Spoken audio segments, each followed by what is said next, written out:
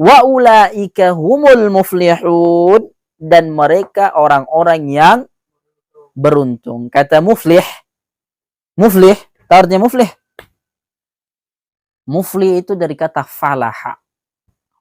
Apa? Falaha. Fa lam ha. Hayyalal salah, hayyalal falah. Ayo laksanakan salat, ayo. Falah itu artinya petani, dari kata falah. Kenapa petani disebut falah? Karena dia kalau menanam sesuatu, menanam jagung misalnya, apa yang dia tanam, orang kalau menanam, bagaimana itu orang menanam? Kita menanam cabai misalnya. Kenapa kita tanam cabai? Karena itu yang kita perlukan saat itu, dan tidak ada yang kita perlukan kecuali cabai itu. Ketika cabai tumbuh, bagaimana perasaan kita? Senang, menang sekali, beruntung sekali. Kenapa? Yang tumbuh, yang saya inginkan. Assalamualaikum warahmatullahi wabarakatuh. Alhamdulillahirabbil alamin, wassalatu wassalamu ala Rasulillah wa ala alihi wa sahbihi ajma'in, amma ba'd. Kemarin sudah sampai mana? Dzalika, baru di dzalik? Selesai dua ayat, berarti ayat 2 selesai. Oh ya. Alif lam mim. A'udzu billahi minasyaitonir rajim. Bismillahirrahmanirrahim. Alif lam mim. Dzalika. Itulah Alkitab, Al-Quran. La raiba, tidak ada keraguan. Fihi, di dalamnya, hudan, sebagai petunjuk, lil muttaqin, bagi orang yang bertakwa.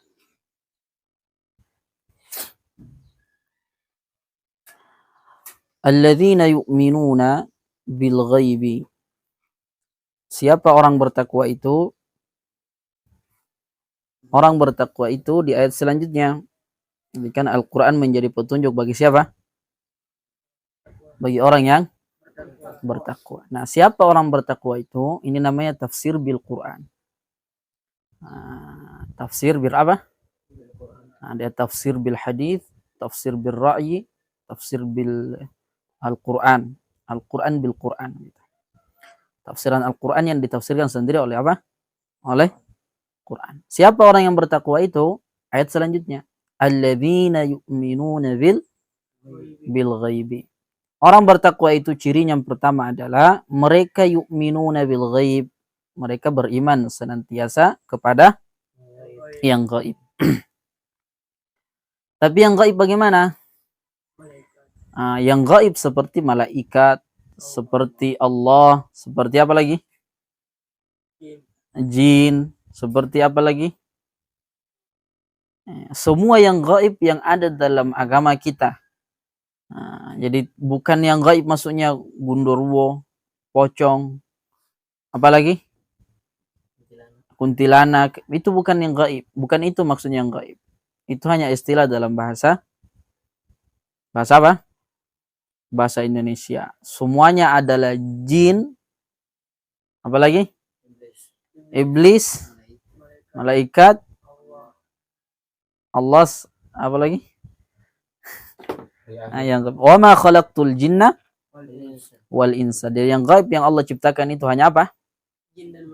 Jin dan manusia.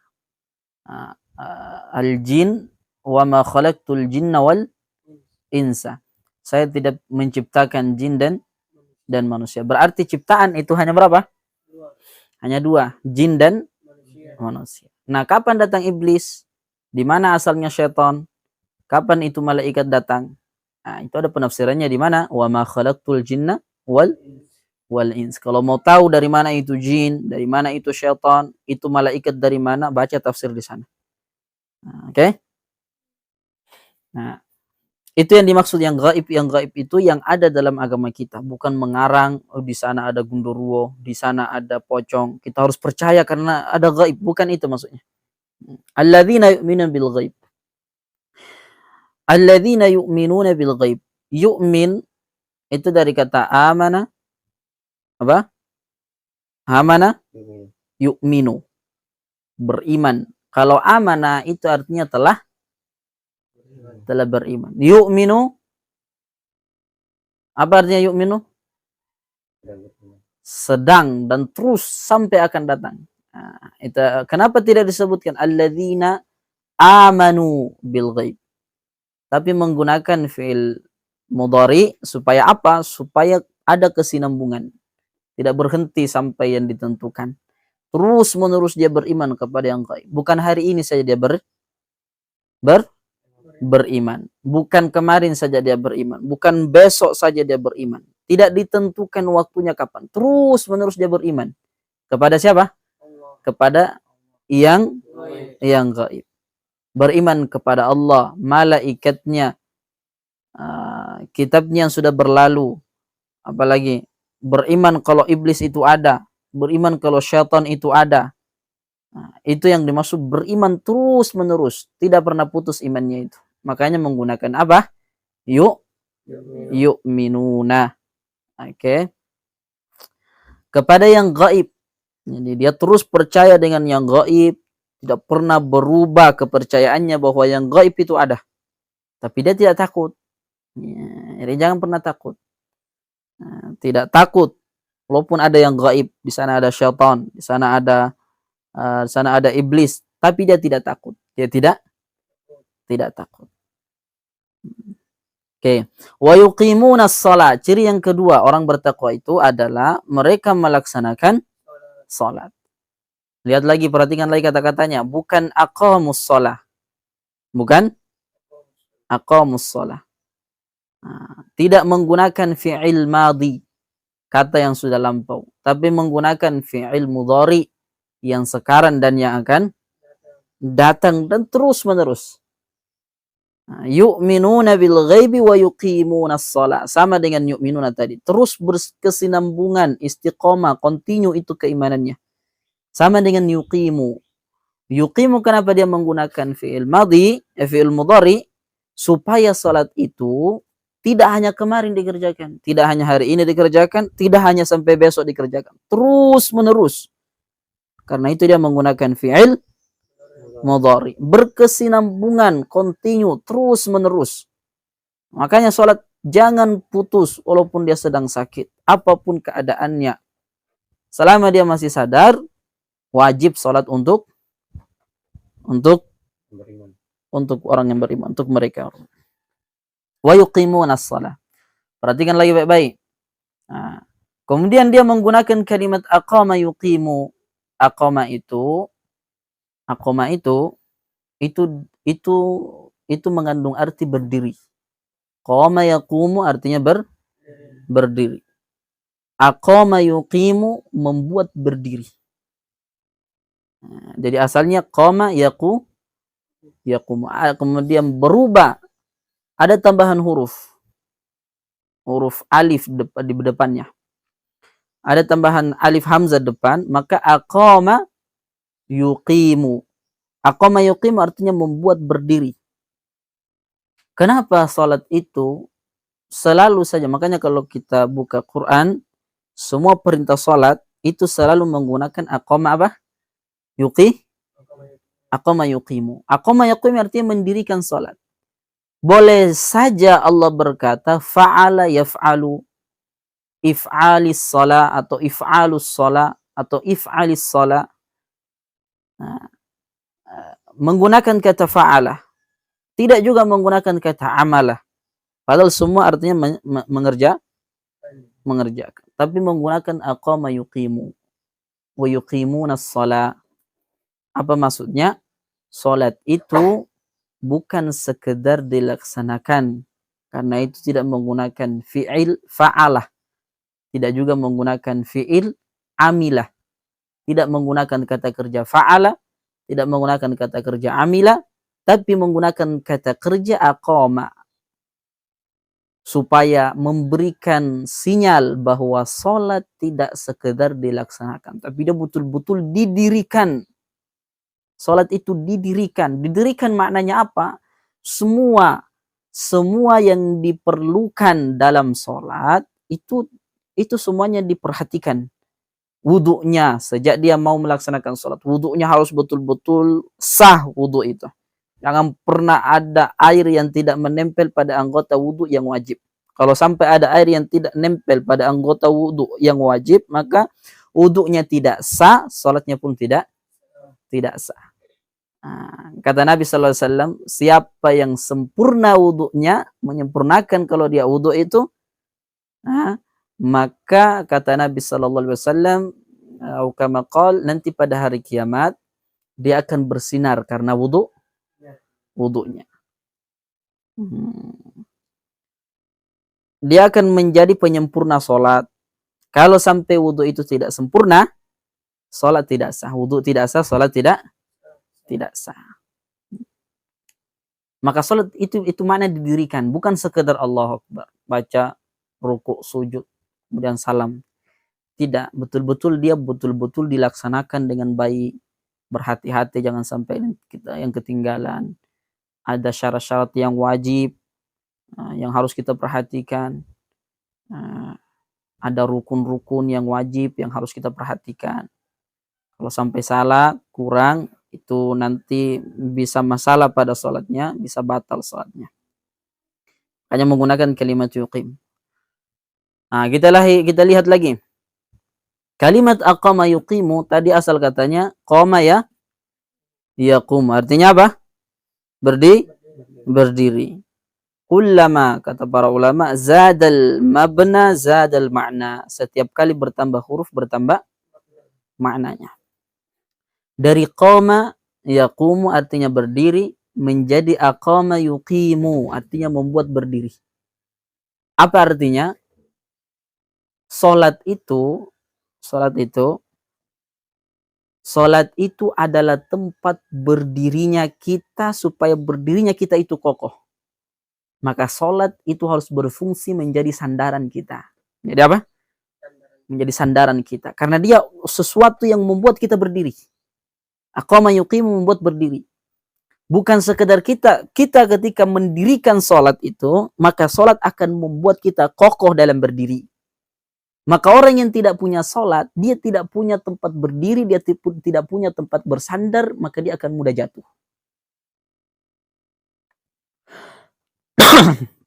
Nah, orang kalau tidak sholat, dia akan mudah jatuh. Kenapa? Dia tidak punya tempat bersandar.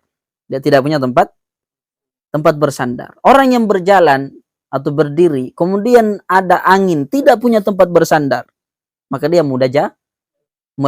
Maka pasti orang yang tidak sholat mudah putus asa, mudah menyerah, mudah mundur dari perjuangan dia, mudah mengalah, mudah jatuh. Di Jepang, tahu di Jepang? Jepang itu sampai ada satu tempat itu khusus, tempat itu khusus untuk orang-orang yang putus asa supaya dia mengakhiri hidupnya di situ. Bunuh diri. Kalau sudah masalah sudah banyak, itu bahkan bayar masuk situ supaya meretapi masalahnya itu, kemudian setelah itu bunuh diri. Sampai disiapkan tempat seperti itu. Kenapa? Kita punya sholat, jangan sampai seperti itu. Kita punya sholat, kita punya sandaran, kuatkan sholat itu, kokohkan sholat itu supaya tempat bersandar kita itu kokoh sehingga kita tidak mudah jatuh. Kalau sholat itu tidak kokoh, tidak bisa berfungsi sebagai sandaran yang kuat, kita yang bersandar mudah jatuh. Mudah jatuh. Itu kalimat aqama yuqimu, mendirikan sholat. Nah, makanya kata Nabi SAW, as-salatu imaduddin. Apa? As-salatu imaduddin. Apa? Imaduddin. Nah, spidol. As-salatu imaduddin. Salat itu adalah apa? Tiangnya agama. Imad, artinya imad. Imad itu artinya tiang yang sangat-sangat kokoh. Itu namanya imad. Oke? As-salatu, as-salatu di situ ada spidol kayaknya. Di DOS. Nah, coba kasih As-salatu imaduddin. Salat itu adalah tiangnya agama. As-salatu, salatu itu adalah imadu ad-din. Nah, as-salatu apa? Imadu ad-dini. Salat itu adalah tiangnya agama. Rusak salatnya, rusak apanya? Agamanya. Karena dia sebagai tiang fungsinya. Kalau dia sebagai tiang, maka runtuhnya seorang hamba, mudahnya dia menyerah, mudahnya dia putus asa di segala perjuangannya, berarti itu ada masalah dalam salatnya. Nah, kenapa seperti itu? Karena salat adalah imaduddin. Salat itu adalah tiangnya agama. Nah, maka dia harus berfungsi sebagai apa? Sebagai tiang. Lihat lagi kalimat aqama yuqimu. Sebenarnya aqama yuqimu banyak sekali maknanya. Dalam bahasa Indonesia orang tinggal, tempat tinggalnya di mana? Orang biasa bilang di mana bermukim. Kalau orang bertanya di mana bermukim, itu apa yang ditanyakan? Tempat tinggalnya, di mana kau tinggal? Nah, di mana bermukim. Itu artinya salat itu sudah mulai tadi lagi. Artinya salat itu adalah tempat bermukim kita, tempat tinggal kita. Tahu fungsi di antara fungsi rumah? Di antara fungsi rumah itu supaya tenang kita beristirahat di sana. Tempat kita ngobrol, berbicara, mengeluarkan masalah-masalah, itu fungsi rumah. Kalau orang tidak punya rumah, di mana dia mau istirahat? Tempat menyalurkan ceritanya di mana? Masalahnya di mana? Kalau dia tidak punya tempat tinggal. Mukim, aqama yuqimu wa yuqimuna shalah, itu memberikan makna bahwa salat menggunakan kata aqama yuqimu, ya, bersatu akar kata dengan mukim. Mukim itu rumah, tempat tinggal, tempat menetap. Artinya orang yang punya salat, dia punya tempat menetap. Punya masalah banyak, silahkan. Mau kerjakan itu, mau kerjakan ini, nanti di sana ada masalah, di situ ada masalah, kembali ke rumah, tempat tinggalnya salat. Kembali ke sana, ceritakan di sana semua masalah kalian. Ceritakan di sana semua keluhan kalian. Nah, orang kalau tidak punya salat, di mana mau cerita itu semua keluhannya? Nah, maka menggunakan kalimat apa? Aqama yuqimu. Nah, itu makna aqama yuqimu. Tempat kita kembali, tempat kita tenang, tempat kita bersantai, menyalurkan semua keluhan, semua masalah. Nah, salat itu seperti itu fungsinya. Bukankah orang kalau punya masalah banyak, jalan mudah untuk terlepas dari masalah itu, bukankah orang harus kembali kepada Tuhannya? Kembali kepada Allah.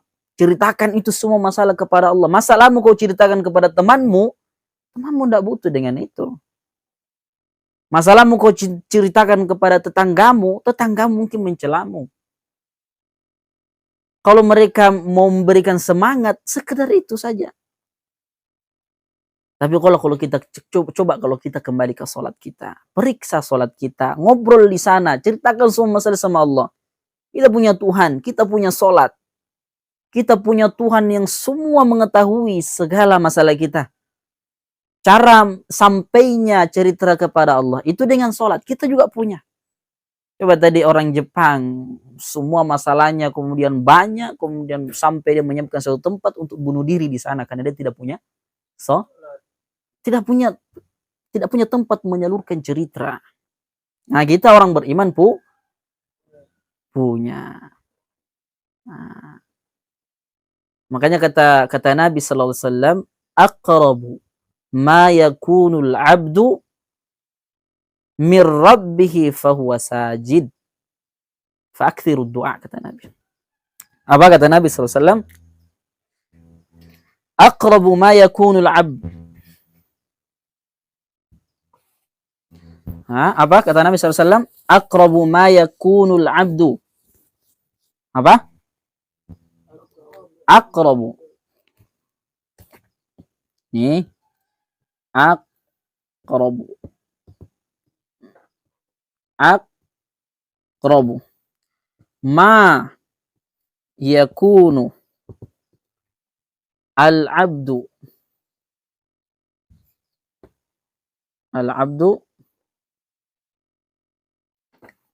wa huwa sajid. Apa? Sajid. Kemudian kata Nabi sallallahu alaihi wasallam, fa'aktsiru du'a.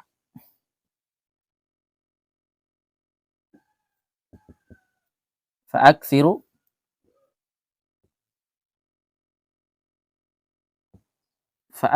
du'a.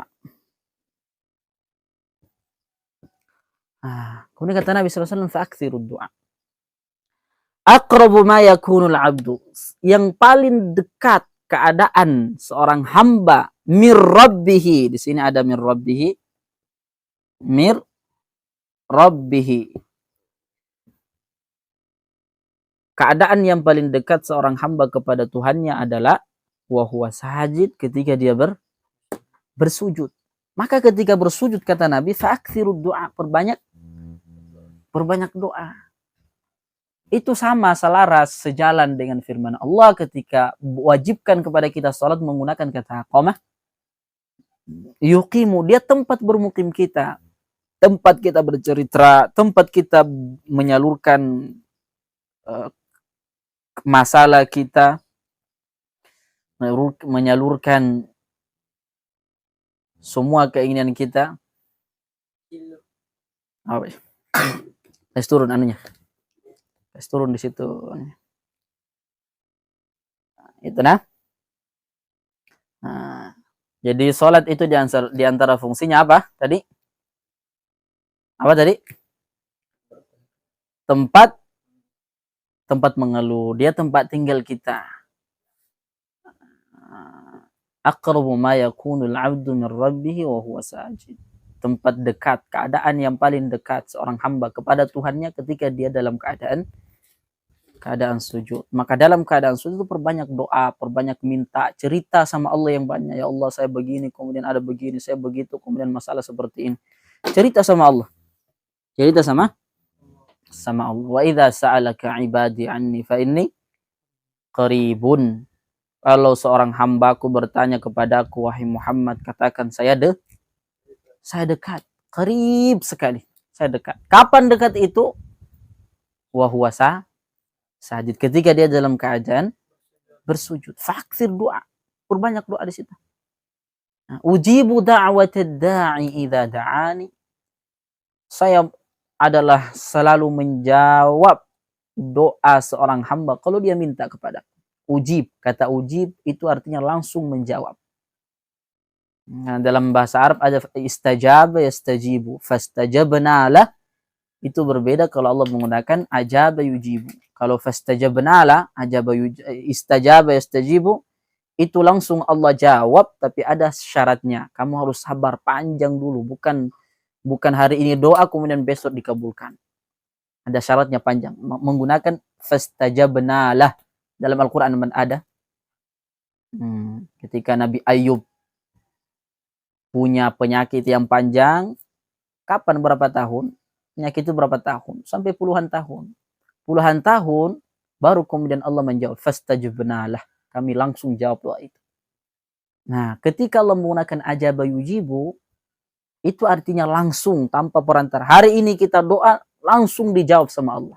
Itu yang Allah gunakan ketika Allah berfirman, hei Muhammad, kalau ada hambaku bertanya kepadaku sesuatu, minta kepadaku, wa idza sa'alaka ibadi anni fa inni Qarib, saya dekat. Ujibu da'watad da'i idza da'an. Saya langsung jawab orang yang minta kalau dia minta kepada aku.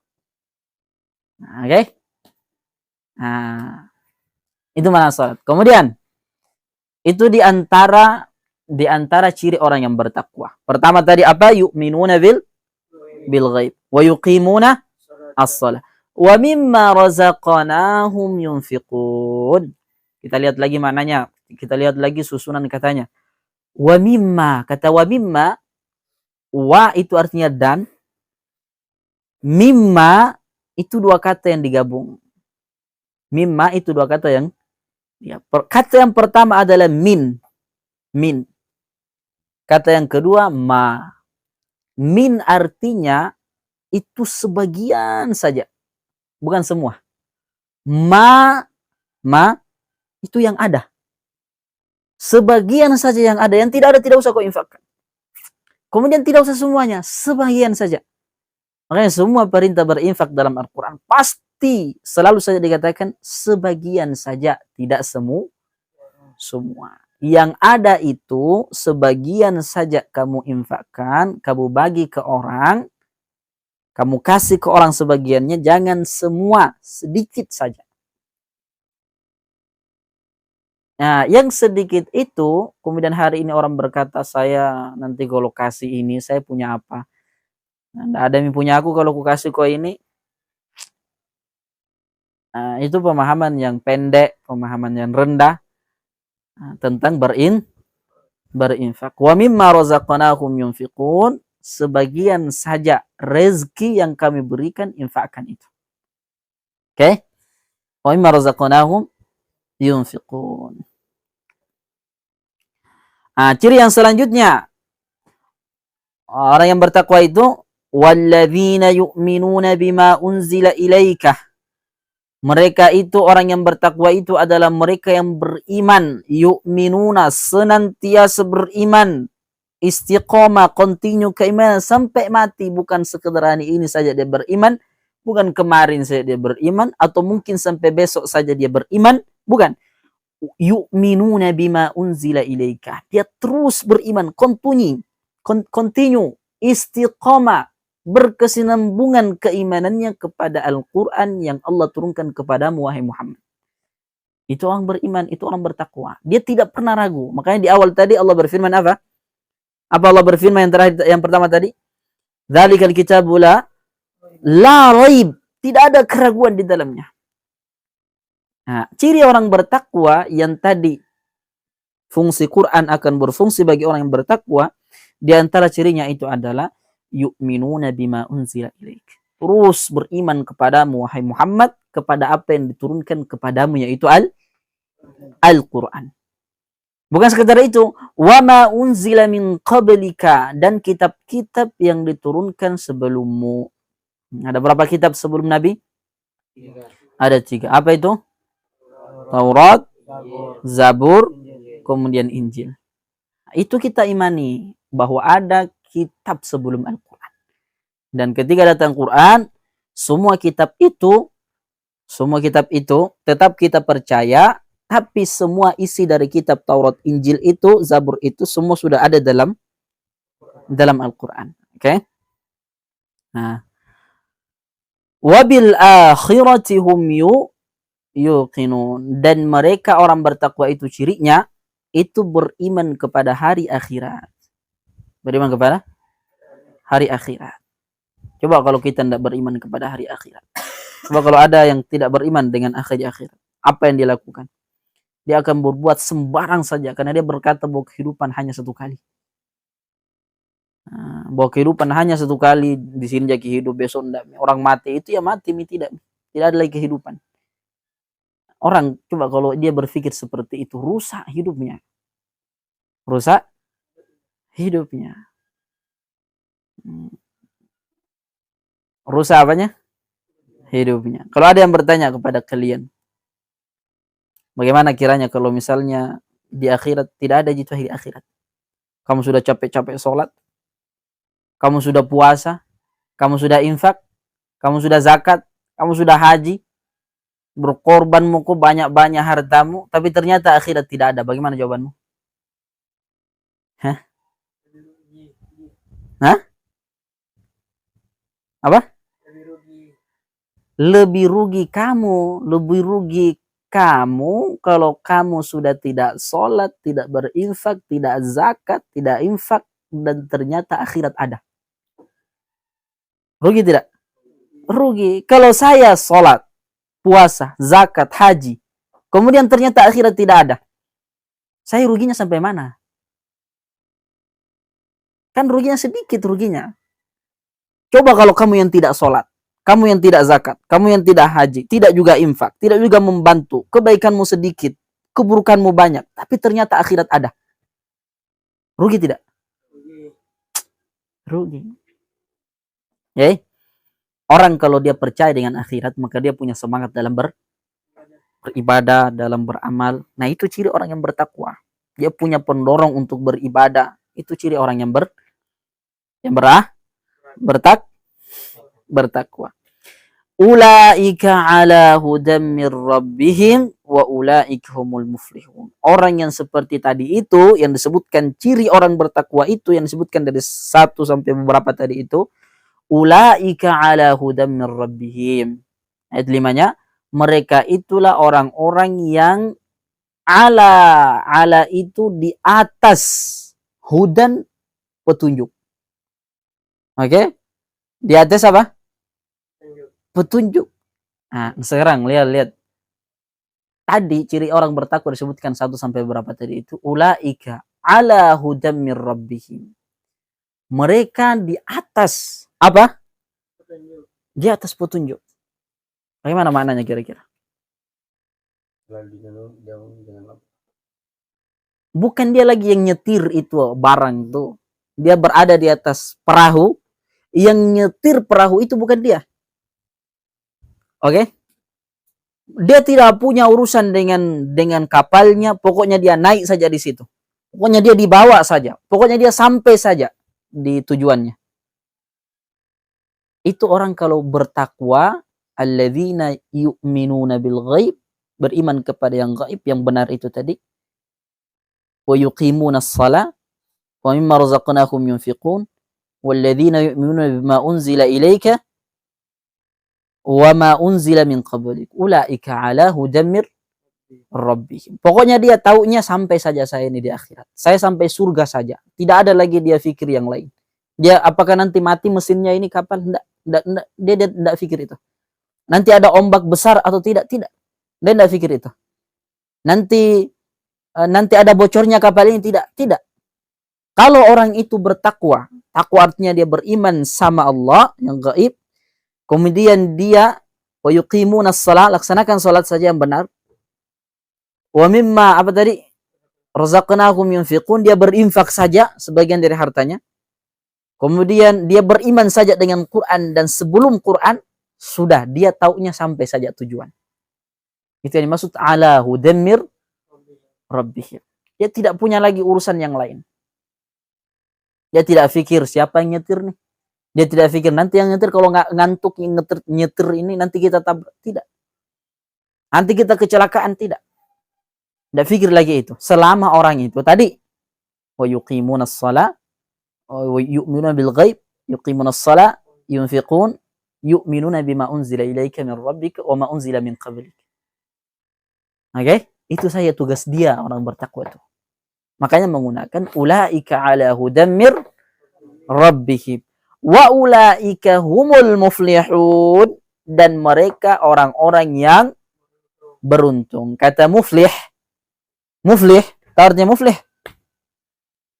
Muflih itu dari kata falaha. Apa? Falaha. Fa lam ha. Hayyal as-salah, hayyal falah. Ayo laksanakan salat. Ayo hayya 'alal falah, ayo meraih kemenangan. Nah, makna beruntung apa? Hah? Nah, muflih itu dari sana kata-katanya. Muflih itu dari sana. Satu akar kata dengan falah. Nah, lihat lagi baik-baik nah. Jadi hebatnya Quran nih. Muflihun, kenapa dia dikatakan beruntung? Al-falah itu artinya kemenangan. Nah, orang yang melakukan tadi itu, ciri-ciri orang bertakwa tadi itu, dia orang-orang yang mendapatkan keberuntungan sekaligus kemenangan. Keberuntungan sekaligus kemenangan. Keberuntungan yang bermakna kemenangan. Menang dia itu. Orang yang kalah belum tentu dia rugi. Orang yang kalah belum tentu dia rugi. Nah, falah, dia sudah menang, dia sudah beruntung, dia sudah menang. Menang dia. Itu falah. Makanya hayya 'alal falah, ayo meraih kemenangan. Nah, kata falah, mufli, falah. Falah itu orang yang mendapatkan sesuatu sesuai dengan apa yang dia inginkan. Apa yang dia inginkan. Tahu bahasa Arabnya petani? Di antara bahasa Arabnya kan banyak, bisa kufar, dari kata kafar, bisa fallah, bisa fallahun. Nih, fallahun. Fallahun. Fallah itu artinya petani, dari kata falah. Kenapa petani disebut fallah? Karena dia kalau menanam sesuatu, menanam jagung misalnya, yang tumbuh apa? Yang tumbuh jagung. Kalau dia menanam pepaya, yang tumbuh pepaya. Dia tanam mangga, yang tumbuh mangga. Sesuai dengan apa yang dia tanam, itu yang muncul. Itu yang muncul. Tidak pernah petani itu tanam mangga kemudian yang tumbuh itu rumput. Tidak. Apa yang dia tanam. Orang kalau menanam, bagaimana itu orang menanam? Kita menanam cabai misalnya. Kenapa kita tanam cabai? Karena itu yang kita perlukan saat itu. Dan tidak ada yang kita perlukan kecuali cabai itu. Ketika cabai tumbuh, bagaimana perasaan kita? Senang, menang sekali, beruntung sekali. Kenapa? Yang tumbuh, yang saya inginkan, yang saya tanam. Makanya itu disebut muflih. Makanya selalu diterjemahkan muflih dalam bahasa Indonesia, dalam terjemahan Quran, orang yang beruntung. Bukan sekedar begitu. Coba lihat orang yang dia hanya perlu jagung misalnya. Dia perlu jagung, udah dia tanam jagung. Tidak pernah itu tumbuh pepaya. Karena tetap pepaya dia tidak butuh. Ini yang dia tanam jagung. Ketika tumbuh jagung, jagungnya ada buahnya, itu senangnya luar biasa karena sesuai yang dia inginkan itu tumbuh betul-betul. Nah, makanya kesenangan yang luar biasa. Falah itu kemenangan, kesenangan, keberuntungan. Nah, kapan itu orang seperti itu? Nah, ketika dia bertakwa, cirinya itu yu'minuna bil ghaibi wa yuqimuna as-salah wa mimma razaqnahum yunfiqun. Walladzina yu'minuna bima unzila ilaika wa ma unzila min qablik wa bil akhirati hum yuqinun. Ulaika ala hudan min rabbihim wa ulaika humul muflihun. Itu orang yang tidak perlu tahu mau mati itu mesinnya kapal, mau dia ada ombak nanti, mau pecah itu kapal. Nah, pikirnya dia sampai kepada tujuan, sampai kepada surga. Ala hudan min rabbihim wa ulaika humul muflihun. Itu orang yang kemenangan, keberuntungan, kesenangan itu bercampur di sana. Mendapatkan apa yang dia inginkan. Sebut muflihun. Sebut apa? Muflihun. Oke? Ya, itu pelajaran kita. Ada pertanyaan? Ada pertanyaan?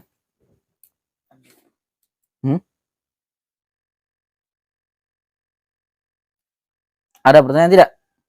Tafsir Ar-Ra'i, tafsir Al-Qur'an. Hah? Tafsir Al-Quran bil Quran. Tafsir Al-Quran ditafsirkan Al-Quran sendiri. Ada tafsir bil Quran. Tafsir Al-Quran bil hadith. Ada bil ra'yi. Seperti itu. Jadi ada penafsiran Al-Quran ditafsirkan Quran sendiri. Ada penafsiran Al-Quran ditafsirkan oleh hadis. Ada penafsiran Al-Quran ditafsirkan dengan jalan pikiran kita. Jangan pikir, oh kayaknya seperti ini, oh kayaknya seperti ini. Itu boleh. Yang penting dia tidak melanggar aturan. Penting dia tidak melanggar aturan. Contoh misalnya tafsir birra'yi, itu diantaranya masuk nanti di dalamnya tafsir bahasa. Secara bahasa apa maknanya. Nanti kalau sudah timbul maknanya, oh seperti ini di. Nanti kita dapat ilmu yang baru lagi. Seperti tadi, orang kalau cuma baca, mereka orang-orang yang beruntung. Kan biasa aja. Tapi coba dalami apa kata muflih itu. Bahasa kita terbatas memaknai muflih. Sehingga kita hanya mengatakan, ya udah letakkan saja orang yang beruntung. Nah, itu dalam akhir. Nah, bagaimana mau tidak dalam? Orang sudah sholat, capek-capek sholat. Orang sudah infak. Orang sudah zakat. Kemudian hanya seberuntung itu? Tidak. Nah, kalau hadiahnya itu kipas angin, tidak usah ikut andil. Makanya sholat itu tidak pernah berhadiahkan kipas angin. Muflih, fallah, muflihun. Oke? Nah, gitu, akhi. Oke, itu pelajaran kita. Mohon maaf kalau ada salah. Subhanakallahu bihamdik. Asyhadu an la ilaha illa anta. Astaghfiruka wa atubu. Assalamualaikum warahmatullahi Waalaikumsalam warahmatullahi wabarakatuh.